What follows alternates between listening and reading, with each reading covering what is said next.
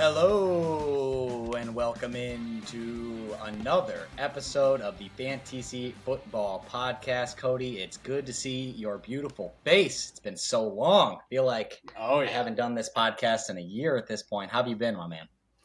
It has been a good summer, man. It has been a nice break from doing the fantasy football podcast. Obviously, love to do it, but it's nice that the NFL has just like a perfect schedule that gives you just like a nice 2 to 3 month break in the middle of summer. So it's been nice. Been playing in a bunch of different golf tournaments, lots of golf. Been at the lake like already 6 times this summer. I think I'm going down a couple more times for other trips and golf tournaments. So a lot of travel within the great state of Missouri, but it's been an awesome summer. How's your summer been? Oh, it's been great, man. Lots of trips, lots of weddings. We're kind of at that age, late 20s. I think, yeah, like you said, it's really fun to do this podcast. It's just express our opinions and get some good information out to the people. But yeah, it can be a lot to keep up with everything. And the NFL has a lot of moving parts. So it's nice to get a little bit of healthy separation, take a break, and then come back stronger. We still have a couple weeks before the news cycle really hits the fan, but we thought we'd get started a little early so we kind of get some of the off-season stuff out of the way.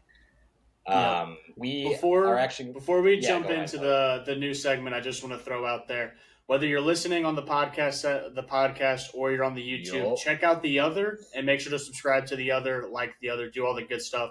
If you do follow us on Apple Podcasts, make sure to leave a 5-star review. I think we're up to 3 or 5 in there. If we can just get that number up to 10, then 20, then 30, it just helps us get back into the algorithm a little bit more. And then on the YouTube side, subscriptions, comments, likes, just any kind of interactions help us out a ton. So if y'all can do that for us, we appreciate it. We are doing 45 days of mock drafts, so we'll be putting out a video for basically a mock draft video 45 days in a row up until the day that you and I are drafting in the FanTC League. So we'll have plenty of content on both sides of things. We're getting this thing refired back up. When hockey's going, we'll have the FanTC Hockey Pod with some takes. FanTC Golf is going to start slowing down. Golf season's coming to an end pretty soon, but it'll always be there as well when it is going. So make sure you're liked, make sure you're subscribed, all the good stuff. But Nick, go ahead and introduce our new segment, and let's get this thing rolling. Yeah, I just wanted to give a shout out to the FanTC Golf segment. You've been pretty diligent throwing out plays pretty much every weekend, every tournament that's come up, even the minor ones. So, got to give a shout out to the diligent Cody Barwick on his golf plays. They've been hitting at a decent rate as well. So go ahead. It's been okay. It hasn't been as good as I would have loved it to be. You've grinded it out. Okay. I think it was a slow start, and you've come into form a little bit as the summer's gone on. Sort of like our football betting podcast went last year. But anyway, exactly. Yeah, definitely like and subscribe to all the socials. We really appreciate it. We are moving a new segment into all of the FanTC podcasts. Maybe not the golf ones because those are a little shorter, but we're going to start every FanTC football and every FanTC hockey pod with a hot take segment.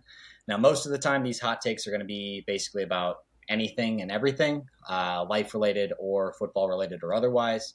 Today, since we're just jumping back into the NFL after a couple months off, we thought we'd go with NFL takes, but in the future, they can be about literally anything. If you haven't listened to our FanTC hockey pod over the last couple weeks, the first one I gave was that ketchup is the worst condiment. So that's the type of really high quality stuff that you can expect from us. Kody, why don't you kick us off with the first ever hot take on the FanTC Football podcast?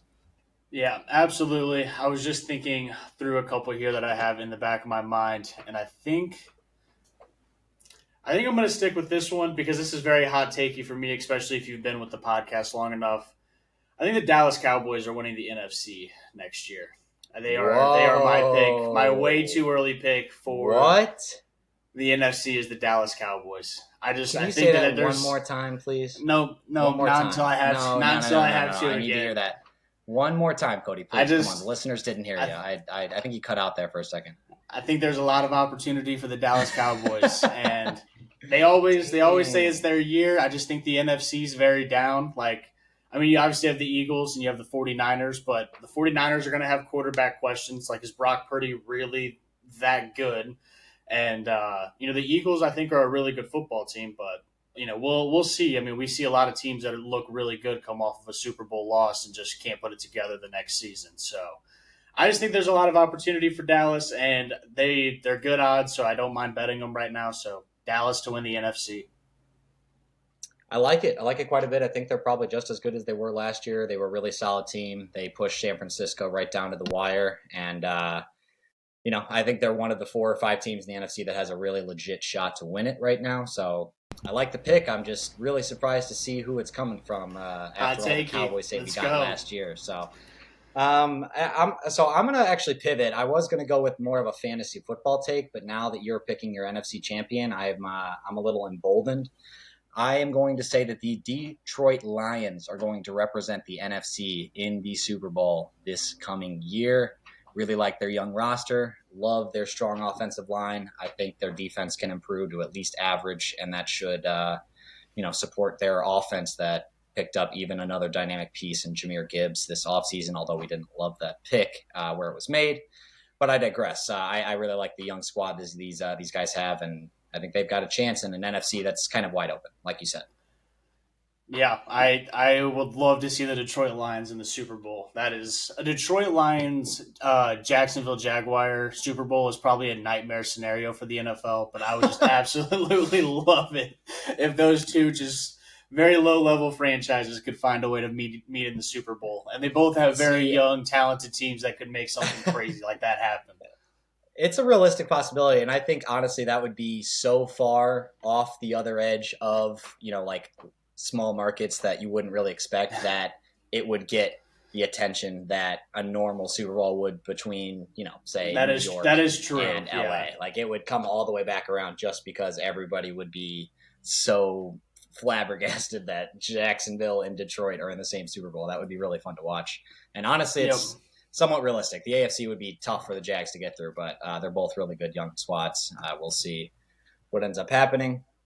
Yeah, I like your Detroit Lions pick. I will say also having a quarterback that's been to a Super Bowl, even though a lot of people will say he was carried by Sean McVay, I think is huge also. So that is also why I like your Lions pick quite a bit. I mean, you still have to win those games to get to the Super Bowl, and Jared Goff has shown that he was capable of doing so. So if their roster's good enough around him, he could definitely win those games again. Yeah, I mean, look at the quarterbacks in the NFC. I've seen some rankings of quarterbacks currently in the NFC. He makes the top 5 a lot of the time, and it sounds ridiculous, but when you go look at the list, it's really not. There's not a lot to pick from after you get through the first 3 or 4. Goff is firmly in that conversation, so he can definitely be good enough to have them make a run, especially if they get home field, so he can be in that dome. It really helps his game, I think. Yep. Also, sorry, one more thing, just because I just thought about it. I was going to ask you about this before we recorded, because Jared Goff reminded me of Kirk Cousins. Have you seen or watched any of the new quarterback show on Netflix that was released yesterday? I have not. I've heard a lot of buzz about it, but I haven't seen anything in particular. So, give your thoughts on it.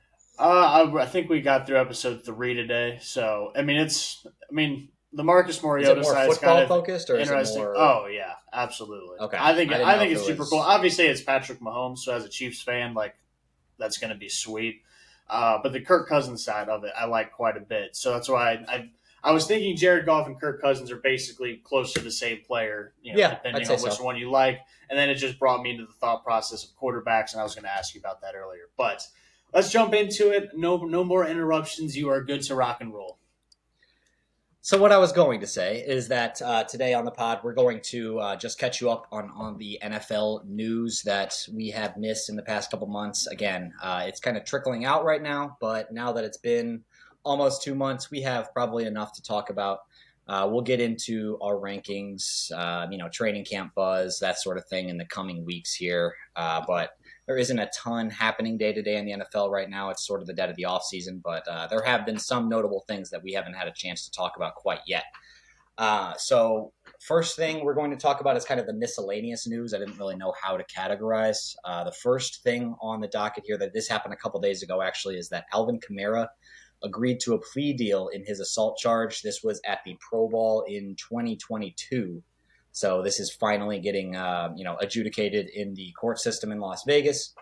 He settled on a misdemeanor charge. This really doesn't mean that much as far as the NFL is concerned. He can still be suspended for basically any amount of time. Roger Goodell has full discretion when it comes to the length of suspensions. But the one thing that is important here is that an assault charge or even an indictment of assault charge, I believe, that leads to an automatic 6-game suspension that can only be increased. So if you're an Alvin Kamara owner, this at least means that it might not be 6 games automatically. That's really the only good news here. I don't know if you have any other reaction to it, but it's kind of cut and dry. Yep, I think you nailed most things. I did want to say I think there's a video of it happening or some video of surrounding it. So I mean, like, there's evidence of what Alvin Kamara did. Like, the NFL is going to take that into consideration. Justin and I have Kamara in our dynasty league that we shared. He texted me that he only got a misdemeanor, and I was like, that doesn't really mean too much as of right now. We got to see what the NFL really thinks about what happened. Yeah, I'm really interested for us to talk about him in our ranking shows. I think him and Joe Mixon are just impossible to rank right now. I really don't know what to do with that. Again, we'll get into that in further detail in the coming weeks. I don't think we're going to get any sort of decision on this in the near future. We're probably going to have to wait a little bit for the NFL to decide. But yeah, no automatic 6-game suspension if you have Alvin Kamara. So at least be thankful for that. Josh Jacobs and Saquon Barkley are the other running backs in the news right now. They have not signed long-term deals. They have currently been tagged on the franchise tag for their respective teams. Josh Jacobs for the Las Vegas Raiders, Saquon Barkley for the New York Giants. Their deadline for signing a long-term deal is July 17th. That is this Monday. So keep an eye on that. If neither of them or one of them or both of them sign an extension, it has pretty big ramifications for this coming season. Both of them have threatened holding out. With the way the running back market has gone this offseason, I wouldn't think that's going to happen, but you never know. Both these guys are pretty young and really good. So what's your thought process here with these two? Yeah, I'm not too worried about the holdout really at all. I think like the new term is a hold in, where like you show up but you just don't participate in things. Like, you kind of show face and you usually get a deal done a little bit easier that way. It seems like that's the way things have like trended in the past couple of years. There's not too many like harsh holdouts where people aren't showing up. But yeah, I mean, the running back market sucks. I mean, if you're a young running back, you like even a Bijan coming into the league, like, his rookie contract is pretty sweet for him, and it's probably not going to get too much sweeter unless he has a very clean health history. So it sucks. I mean, it's a position that's very valuable in the NFL, so I understand these guys wanting to get paid. They touch the ball a lot. It's basically a car crash every time they touch the ball on their bodies. So, yeah, I understand it. I don't think they're going to get holdouts. Do they get long-term deals? I think Saquon gets something that suffices him. I don't know how long-term it is. Josh Jacobs, if you're the Raiders, unless you just plan on tearing it completely down, Jacobs needs to be your offense that you build around. Because Devontae Adams at the wide receiver, I just don't know if he's going to want to stick around through a rebuild if you have to punt on this season and you don't know who your quarterback is next season. So I think if I'm Las Vegas, I'm building around Jacobs, at least for right now, until I figure out the QB situation. So I'd give him a deal. Yeah, I think both of them are well served to probably try and front load these contracts and give them big money for 2 or 3 years and not, extend these deals past that. We saw what happened with the Ezekiel Elliott deal, the Le'Veon Bell deal, only 3 years, but still a pretty big disaster. I don't think there's been a large market running back contract that's worked out in the past 10 years. That I can really think of. So I think NFL teams have kind of wised up to that. We're going to talk about the free agents that are still available, and you'll kind of get a sense of how this is going for these veteran running backs that are trying to find second and third contracts on the market right now. But it's not going well for them. So I think that only persuades Josh Jacobs and Saquon Barkley to get something done here. Before we jump into the free agents that are still available, I'm working on a piece. I did some research about basically first and second round running backs. I was trying to make myself feel better about the Kenneth Walker situation. And I've ended up researching all first and second round running backs since 2010. I think one of the interesting trends I've noticed so far is that teams have not stopped drafting running backs in the first and second round. The rate at which running backs are drafted in those 2 rounds is basically the exact same as it was 15 years ago. It's just the second contracts that aren't happening as much. So teams are, they're realizing when they have a dynamic player, getting the value out of him, and then just cutting bait. And that's just kind of the way the running back market is going right now. So Not too great for these veterans, but I think the NFL has sort of figured out that at 27, 28, those contracts just don't work out. You have anything else on Josh Jacobs or Saquon? Nope, I think we nailed it. Let's get into the free agents. Sounds good. A lot of veteran running backs to talk about, as we just mentioned. We'll start with Kareem Hunt and kind of work our way up into the more interesting pieces here. I'm kind of surprised at the lack of buzz on him. I feel like his offseason incident is still following him around a little bit. Otherwise, there would be more buzz here. I don't know if you get the same sense, but I'm a little surprised that NFL teams aren't more interested. He's been pretty good in Cleveland this past few years, just a little bit of limited opportunity. What's your sense on it? Yeah, I mean, down the stretch in Cleveland last year, there was definitely a little bit of a decline. I don't know if that was really related to him or just the lack of opportunity he was receiving down the stretch, which there definitely was a lack of opportunity. But whether it's the off the field situation or if teams just, we also don't know what contract he's asking for. He may think, hey, this is my second contract, because he's not the other two guys we are going to talk about in this segment. Well, two of the lesser valuable guys are looking for their third. They've already been paid at least one other big contract. Kareem's probably still looking for that big contract, so he probably wants a little bit more than some of the other guys. But I'm very surprised. The only thing that kind of levels it out for me is I think he was pretty widely available on the trade market towards the end of the trading season last year, and it didn't seem like he had a lot of buzz then either. So yeah. I don't know. I mean, there's always injuries that are going to happen during camp that are going to open up opportunities and stuff. And I think Kareem's a guy that can slide right into one of those opportunities and be a valuable fantasy asset and a valuable running back in the NFL still. It's just, I think it's the contract for him that's really holding him back. Yeah, I think that's a good point on the camp injuries. If you're a veteran running back in this situation, I think that's what you should be waiting for, is a team to really have a need that stands out, and they don't have an immediate plan in place. That is where you get desperate, and that's where you may overpay for somebody's services, and they could benefit from that. I think Kareem Hunt could be interesting, though. I really want to see where he goes. It's obviously a landing spot's going to have a lot to do with this, but he could be interesting. I think he's still got some juice. Some two guys that don't have a ton of juice left, in my opinion, Leonard Fournette and Ezekiel Elliott. They haven't gotten a ton of buzz either for somewhat understandable reasons. They're a little older. They've been on the decline for a few years. You have any buzz you've heard on either one of these two, or any landing spots you're interested, or are we just kind of out on these two?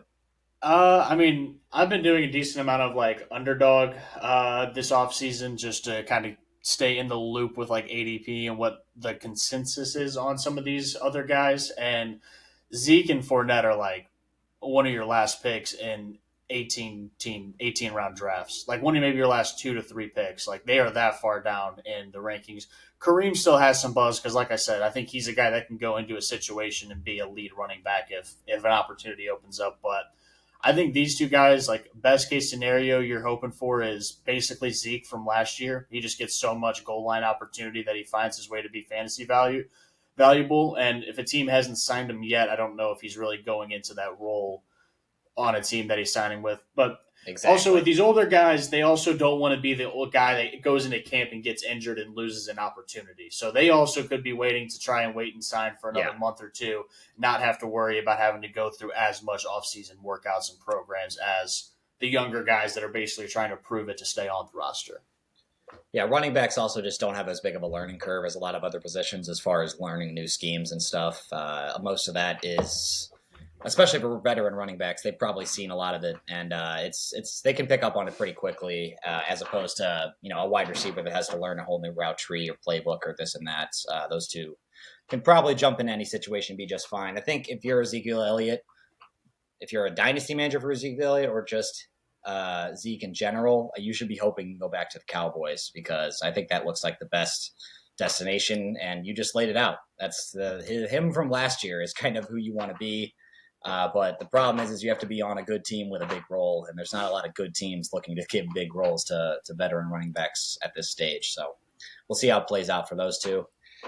We have two more. The most interesting of the bunch here. We kind of buried the lead with DeAndre Hopkins and Dalvin Cook. Is there either one of these two you want to talk about first, Kody, or do you want to just start with the show doc here and go DeAndre Hopkins?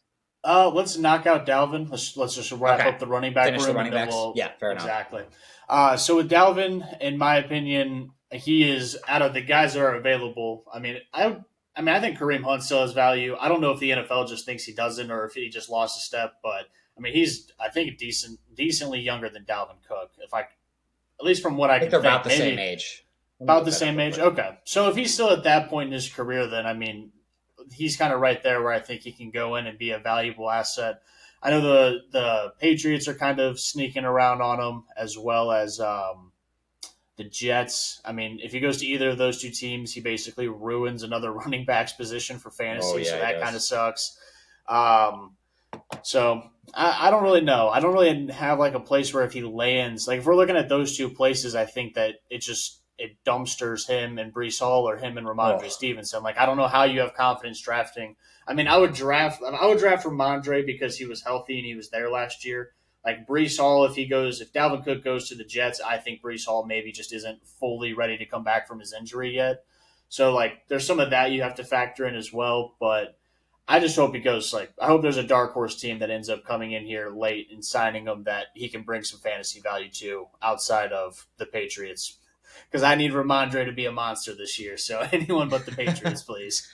Yeah, that would definitely tank both of them. It seems like a pretty strong possibility at this point. But again, these rumor mills are hard to trust at this stage. Can be a lot of Dalvin Cook could be playing the Patriots off of the team he really wants to go to, which may be Miami. That's been the long rumored team this offseason. I think that would be the best spot for him too. Mike McDaniel runs a good scheme down there. The Dolphins would have a really good offense, and they don't have a clear lead back. They had to have a crowded room, but I think Dalvin Cook would clearly be the most established, and he's only 27. It's not like he's on the 29 or 30 plan like a lot of these other guys are. So he still maybe has a year or two left as a decent runner. Let's hope he ends up with the Dolphins because the Patriots or the Jets would just be so confusing. I wouldn't know how to draft any of them, and I'd probably just be avoiding basically across the board. Yep. Somewhat similar case here with DeAndre Hopkins, to be honest. The rumors on Hopkins, or the latest ones, are the Patriots and the Titans. The Titans have actually gotten some pretty heavy steam in the past day or two. I did want to kind of comment on this. So basically what happened was there was a sports book that moved DeAndre Hopkins' odds of going to the Tennessee Titans from, plus 400 or wherever it was at all offseason to minus 250.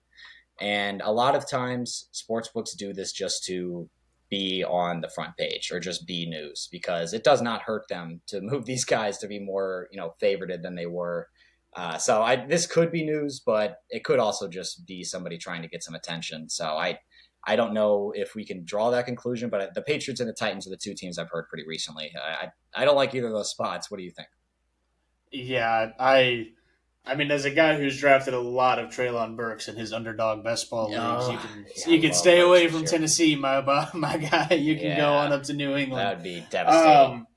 I don't know what DeAndre Hopkins is looking for in a contract. I still think there's a possibility that if he isn't getting a long-term deal that he's comfortable with, that he may take a shorter 1-year deal and try and go win a Super Bowl. If you're getting only 2 or 3 years and not enough money from either of these two teams, I don't know why you'd settle instead of going to a team that you could potentially, build a little bit more of a legacy on. DeAndre Hopkins is going to be known as a great wide receiver, but he's really never done anything in the postseason his entire career. So I personally think that's kind of a big deal. So I think he seems like a guy who wants to win. His practice habits are kind of iffy from what is reported also, so maybe not, but yeah. I don't know. I still think that's a possibility that's not getting talked about enough.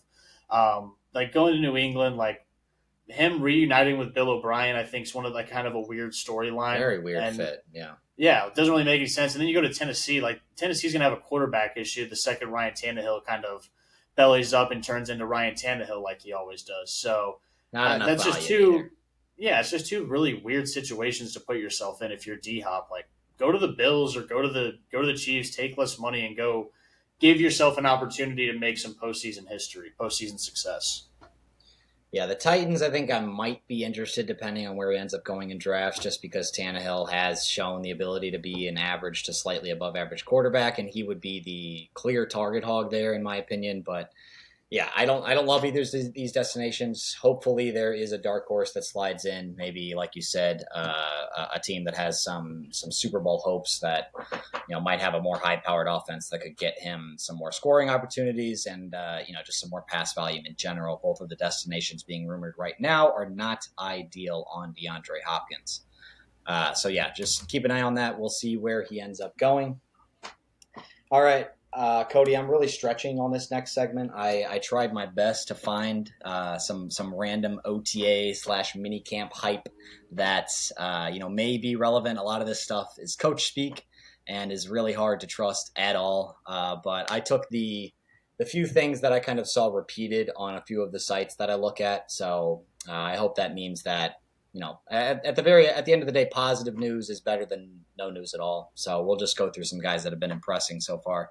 I think the most important one, we'll start with this off the top, is Javonte Williams. That's because it's a health thing. He is expecting to be ready for the start of training camp, not just the start of the regular season, the start of training camp. I don't know if I trust this right off the jump. I believe that Javonte Williams may be slightly ahead of schedule, but we kind of heard a lot of this similar buzz around J.K. Dobbins last year, and we saw how that played out. How are you viewing this situation right now? Dang, man. I was really hoping you would throw that to me so I could bring up the J.K. Dobbins part of that. That is right where I was going to go with it. So I'm drawing that parallel all day. Yeah. Yeah, that's basically what the parallel is this is good news. Like if you're someone who has been drafting Javonte in the 8th, 9th, 10th round in these best ball underdogs that I'm in, like this is news you're eating up all day. You're telling all your friends how excited you are for Javonte Williams because you think you just got a home run. Similar to J.K. Dobbins last year. Only issue with it being is he is saying it. It's not necessarily coming from the team or the team doctor. So like Javonte last year, like went on a big Twitter rant about how he was going to be out by week one or be out there by week one. And then week one came and the team was like, no, you're not playing football. So we got to wait till we get like actual team reports that he's going to be good to go. But like I said, if you're someone who's drafted him in the 10th round of a best ball like tournament, you're stoked right now getting this kind of news. Yeah, it's good for sure. Like you said, though, I'm pretty skeptical until we see him in pads on the field practicing in full. I'm going to hold off on my excitement. But yeah, if you have him in a dynasty league or a keeper league or anything else, you should feel good about this. I mean, it's better than hearing that he had a setback or hearing nothing at all, which kind of transitions me to the next guy I want to talk about, which is Breece Hall.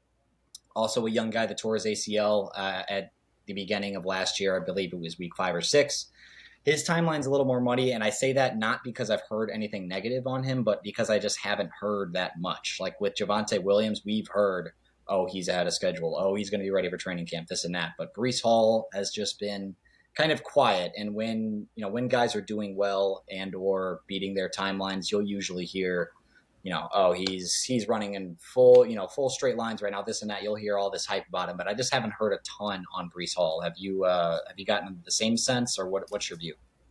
Yeah, I'm right there with you. I haven't really heard anything, and like you said, it hasn't been anything overly positive. I mean, he was a rookie last year, so I mean, if he would have been able to be out, he would have been out at the rookie mini camps that happened shortly after the draft. Like a lot of year 2 guys go out there, so clearly, I don't think he was out there ready enough to be out there yet. So yeah, it's definitely like a lot of question marks surrounding him because right now, like I was saying, like Javonte is falling super far in these underdog drafts, whereas Breece Hall is consistently going around the 2-3 turn. So, like for as a drafter and as people who are drafting Breece Hall, that's crazy to me because it's like you haven't even heard any good news come out or you haven't seen any footage of anything good coming out. So, I'm a little bit surprised at like where their ADPs are. Now, I did hear, I think on the fantasy footballers that Javonte's his tear was a little bit more of an issue because it wasn't more involved. Right. It wasn't as clean or something like that. I'm not a doctor. There's more ligaments involved in Javonte's injury, and Breece's was like you said, a little cleaner in the sense that there are like 4 or 5 ligaments in your knee you can tear. Obviously, it's not just one ligament every time. So Javonte tore, I believe, 3 of them. Without getting into the details, and Breece was 2 of the 4 or 5. So yeah, not as big of a recovery, basically, or at least in theory. But still, just my general consensus right now, I'm not taking him anywhere near the 2-3 turn in any of my underdog or mock drafts. I think that's absolutely crazy. You can get Ramondre, you can get Josh Jacobs sometimes all the way down there. There's so many other good running backs that should be going above Breece Hall, in my opinion. So, I'm right there with you. Yeah, the fact that the Jets are entertaining Dalvin Cook at all also concerns me because it says that they do not view Breece Hall as a workhorse back as you would expect them to after what you saw last year while he was healthy, especially because Michael Carter has proven to be a really solid backup option. Donovan Knight proved himself to be a very reliable fill-in option. So if they thought Breece Hall was going to come back and be healthy, I don't think they would even be talking to Dalvin Cook at all. So we'll see how it plays out, but got to keep an eye on those two. Positive buzz on Javonte so far, not so much on Hall. This next one is probably one of those OTA things that you should pay absolutely zero attention to, but we're going to bring it up anyway just so you can keep your eye on it. That's Romeo Doubs being the go-to target for Jordan Love and OTAs. Again, Kody, they are playing against air as far as defenders go. There's no pads, so I don't know if I want to take anything from this at all, but is there anything you draw from this OTA buzz for Romeo Doubs? I mean, like in my opinion, Romeo Doubs is a guy you're probably taking with close to one of your last picks in most drafts. Yeah. So if this is enough information for you to change your mind and take that swing, like you're not really spending enough draft capital for like it to be that big of a deal. So, and it's another like the Packers situation, you're probably going to go out there week one and you're going to be like, okay, Jordan Love's manageable. Like Romeo Doubs could have value. Or you're going to go out there week one and be like, okay, the Packers are in trouble this year. I can cut bait with Doubs and go look for another wide receiver to pick up. So I don't mind him like where he's going in drafts now. Like if he keeps getting this positive vibe, positive buzz, and like you have to spend a couple rounds sooner on him, yeah, I'm probably going to have a little bit of an issue with that. But right now is just his value in fantasy is so low that positive news is just nothing but good for me right now. Right. Any news at all. I think that's kind of the point that we're driving home here. Yeah, like you said, if you're taking him with your last pick in the draft, go ahead. Maybe he's interesting. But if he gets pushed up any farther than that, I think we're probably avoiding him. He's not necessarily an elite talent, and especially on an offense that's not expected to be, maybe average, I think, best case scenario for them. There's just not a ton in the way of opportunity for him, especially with Christian Watson in the room as well. So many guys. Two new young tight ends and another young wide receiver there too. I mean, there's so many people the ball could be going to this season. It's hard to guess where the the lead targets are going to go there in that offense. I think these next two guys I'm actually pretty excited about because I like them from a value perspective right now in fantasy drafts. Again, it will be interesting to see as the season gets closer where they end up going. But Miles Sanders and Nick Chubb have both been getting some buzz around their pass catching involvement in their offenses. And again, this is OTAs, but the reason that I wanted to bring this up is because I think in both cases it just makes a lot of sense, both for the teams and the running backs themselves. Nick Chubb has always been a good pass catcher, but was kind of held back by the fact that Kareem Hunt was on his team. He was an elite pass catcher as a running back for a few years. And he just kind of filled that role on the offense. But now without him there, I think this could be a huge boon to his fantasy value. And then Miles Sanders, similar situation. Frank Reich, we saw what happened with Jonathan Taylor when he went off in his second year, caught a lot of passes, and now Miles Sanders is his guy. So what do you think about these two? Love them both. If I'm leaving drafts with Nick Chubb and Miles Sanders, I drafted very well. So I'm all for it. I think I've actually drafted Miles Sanders in all four of the mock drafts that I've banked so far for the 45 days of mock drafts.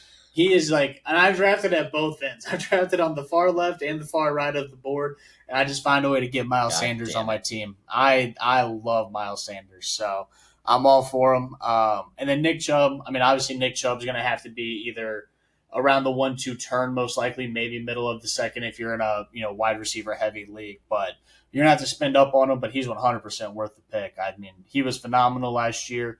Your only concern is surrounding Deshaun Watson, but I think another, couple games back into it he got last year. It should be better. Hopefully it's better. That's the only concern around Nick Chubb right now. But for me, it hasn't really stopped me from drafting him when I have the opportunity to. Yeah, I just the reason I love both these guys is because without concerning injury, both of them just have really high floors, and they also present some decent ceiling, especially on Chubb's side. We obviously saw him be the RB1 through the first 10 weeks of last year. Then he fell off when Watson came back and the offense kind of fell apart. But I think we can trust Watson to be at least as good as Jacoby Brissett was in the first 10 weeks last year. And if that's the case, Chubb obviously has the chance to be close to the number one back as he was last year. And now he doesn't have Kareem Hunt taking up third downs. He's got Jerome Ford as his RB2. So we could see Nick Chubb get, Derrick Henry levels of volume if this offense ends up working out the way, I think Kevin Stefanski would want it to work. So we'll get into this when we do our ranking shows, but Nick Chubb is going to be very, very high on my running back rankings, probably a lot higher than most players have, or most rankers have him. Couple more wide receiver notes here to get to. Another guy similar to Romeo Doubs, but slightly more interesting in my opinion, just because of the kind of speak around him, is Treylon Burks, getting lots of positive buzz. He's in better shape this year. He had that asthma problem going into last year. He's kind of gotten that under control, according to reports. And this is a guy that Titans really, really need to be a big part of their offense. So again, another player that it just kind of makes sense, and I like him a lot this year. I'm assuming you're going to echo me on this as long as DeAndre Hopkins does not sign there. Yeah, Treylon Burks has been another big time draft guy for me. Absolutely. He is such a value. I mean, let's see. Do I have the mock draft still pulled up? Yeah, let's see where I drafted him at here. I did not get him in this one. But he's like in the 7th, 8th round. 6th, 7th, 7th, 8th round right now. It's insane. I mean, Ryan Tannehill, like you said, he's not like a superstar, but I mean, he's proven enough to. I mean, AJ Brown was a very valuable fantasy wide receiver when he was with the Tennessee Titans, and I think Treylon Burks may not be all of what AJ Brown is, but if he is 80-90% of that in the 7th, 8th round, give me that all day. Absolutely love it. So. Couldn't have said it better myself, Kody. I am very much in on him right now. We're really hoping that DeAndre Hopkins chooses to sign elsewhere, because I will be very much in on Treylon Burks as long as that is the case. He looks like a big steal in drafts right now. For sure.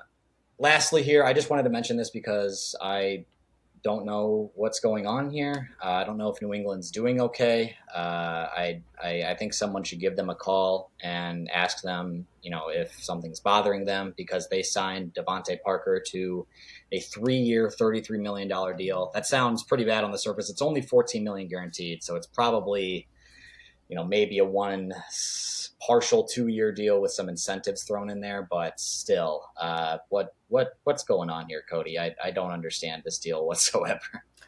I don't know. I honestly have no idea. He either was second, but in the last 3 years, he's either second to last or last in the NFL in separation in like an advanced metric. Like, the guy just does not separate, and Mac Jones is not a quarterback that's just rifling balls into tight situations. So I don't know. I don't get it at all. I mean, New England's honestly. I mean, let's be honest, like, ever since Tom Brady's left, like, we got to start talking about it at some point. It's been an absolute dumpster fire in New England, like, on the offensive side of the football.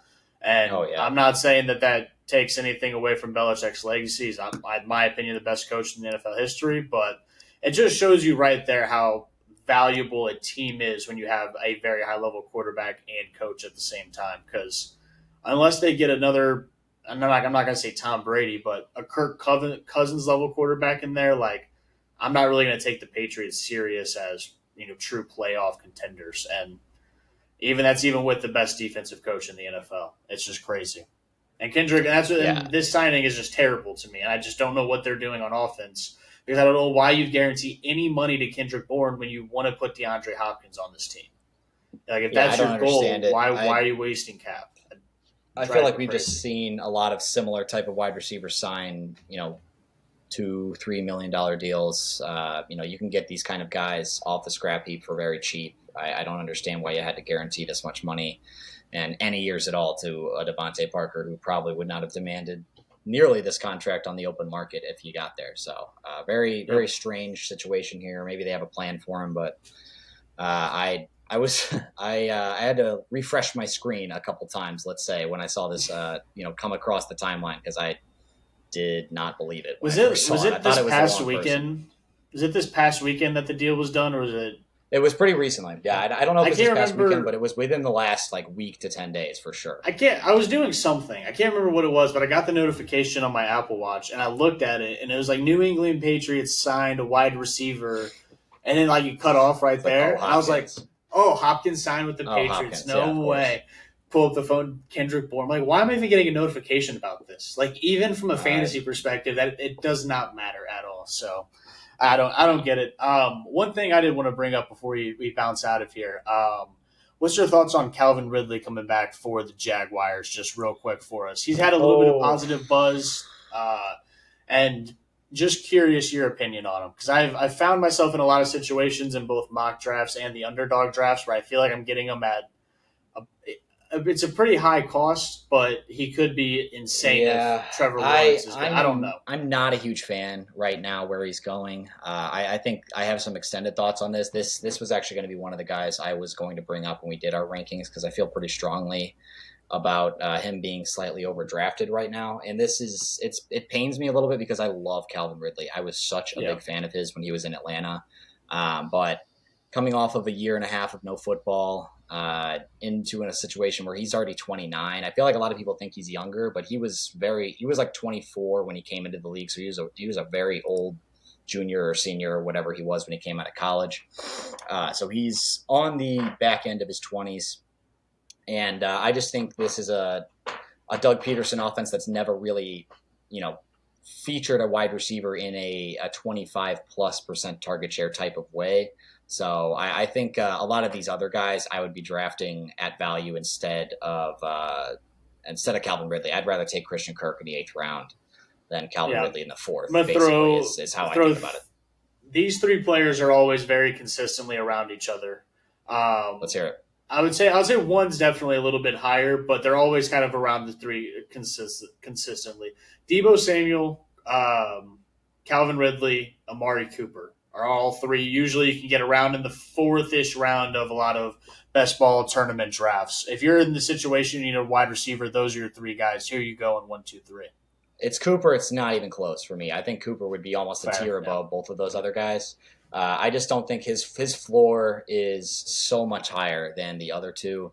Deebo is a great player, but I don't love drafting pieces of that San Francisco offense. I'm kind of fading them this year. There's a lot of mouths to feed, and their offensive line has taken some hits. I think they could take a slight step back, and if everybody stays healthy, it's going to be a nightmare to guess who's going to, who you're going to play week to week. Obviously, someone's going to get hurt, but I just don't like trying to guess who, and that's the reason I'm kind of off of Deebo. And then Ridley, obviously, I already talked about.